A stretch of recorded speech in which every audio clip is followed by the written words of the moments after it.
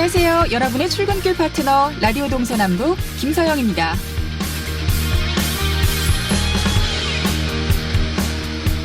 혹시 새 차 살 계획을 가진 분들이라면 조금 서둘러 알아보는 건 어떨까요?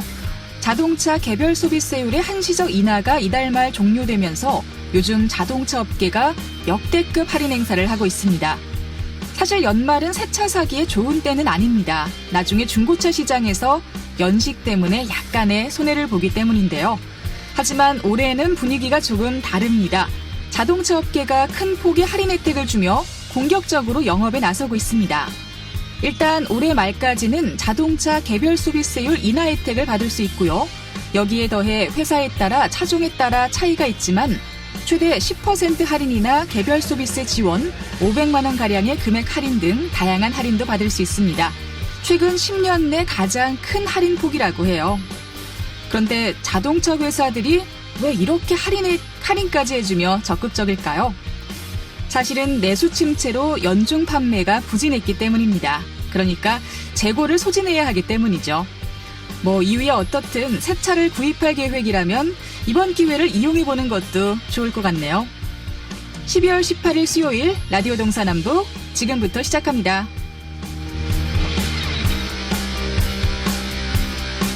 네, 라디오 동서남북 오늘도 아침 신문으로 시작합니다. 강원일보 이하늘 기자와 전화로 연결돼 있습니다. 안녕하십니까? 네, 안녕하세요. 네, 오늘도 강원도 정가 소식부터 시작을 해보겠습니다. 내년 총선 소식 들어봐야겠죠. 어제가 예비후보 등록 첫날이었는데요. 국회에서는 선거법 개정안 논의가 이어졌고 또 강원도 내에서는 예비후보자들이 선거전에 뛰어들 채비를 마쳤다고요? 네, 맞습니다. 내년 4.15 총선 예비후보 등록 첫날인 어제 국회의원 의석수를 지역구 250석, 비례대표 50석으로 나누는 안이 다시 검토되고 있습니다. 이렇게 혼란스러운 와중에도 우리 강원도 내에서는 총 19명이 출사표를 던졌는데요. 자유한국당을 제외한 여야 더불어민주당, 바른미래당, 정의당, 민주평화당, 대한신당 협의체는 어제 밤에 원내대표급 회담을 열고 지역구 250석, 비례대표 50석을 기본으로 하는 선거법 등 패스트트랙 법안 최종 합의안 도출을 시도했습니다.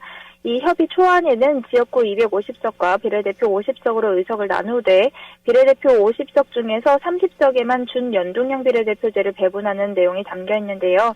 일부 의석에만 연동률을 적용하는 방식은 내년 총선에만 한시적으로 적용하기로 했습니다. 그러나 최종 합의까지는 조금 더 시간이 필요한 데다가 자유한국당이 본회의에서 이것을 필리버스터를 통해서 마지막까지 막아선다는 방침이기 때문에 지역구 획정의 기본이 되는 의석수 결정 자체는 더 늦어질 가능성이 적지 않습니다. 네.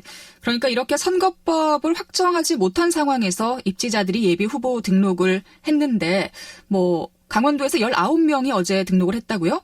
네, 맞습니다. 총선 입지자들의 마음은 참 분주할 텐데요. 강원도 선거관리위원회에 따르면 예비후보 등록일 첫날만 춘천에서는 1명, 원주 갑 1명, 원주 의뢰 4명, 강릉 2명, 동해 삼척에 1명, 태백 횡성 영월 평창 정선에 2명, 촉초 고성 양양에 4명, 홍천 철원 화천 양구 인제 4명 등 전체 8개 지역구에서 총 19명이 등록을 마쳤습니다.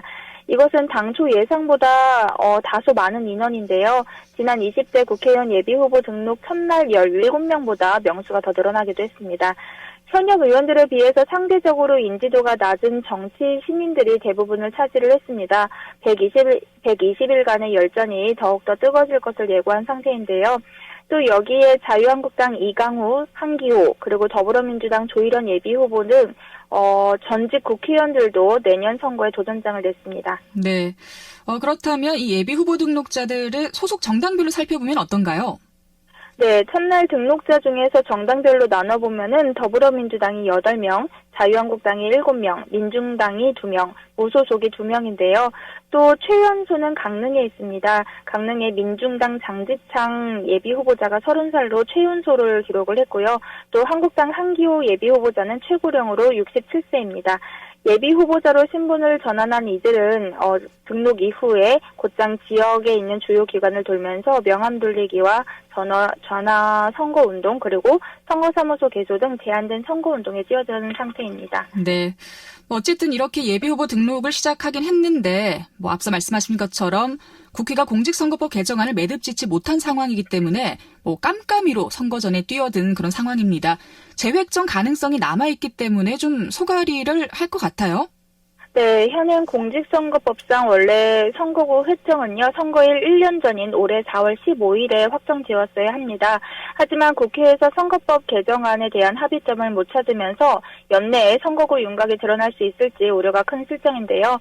춘천, 원주, 강릉은 단일 선거구이기 때문에 조금 우려는 적지만 여러 개의 시군으로 묶여있는 복합선거구에 대해서 출사표를 던진 예비 후보자들은 국회에서 논의되고 있는 선거법 개정안 내용을 예의주시하면서도 최대한의 방어 전략을 동시에 짜고 있습니다. 네, 특히 강원도 내 전체 8개 지역구 중에서 속초, 고성, 양양 이 선거구가 지난 선거와 마찬가지로 인구 하한선에 간신히 턱걸이로 걸치고 있잖아요. 이 재획정에 대한 불안감이 아직까지 이어지고 있겠어요.